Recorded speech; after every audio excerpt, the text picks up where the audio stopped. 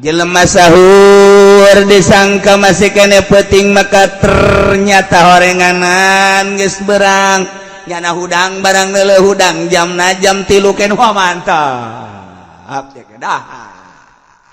begitu dah beres kacai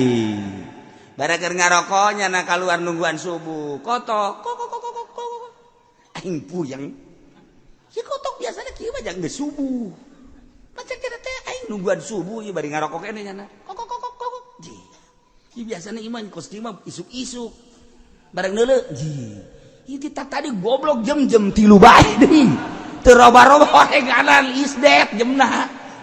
pae hore jemna ya Allah barang nanyakeun we ieu jam sabaraha jam 6 masyaallah berarti nyana tadi sahur teh sekitar jam 5:30 tajana sahur disangka ku jana penting poe eta jana wajib bae imsak kos tu puasa bari wajib qada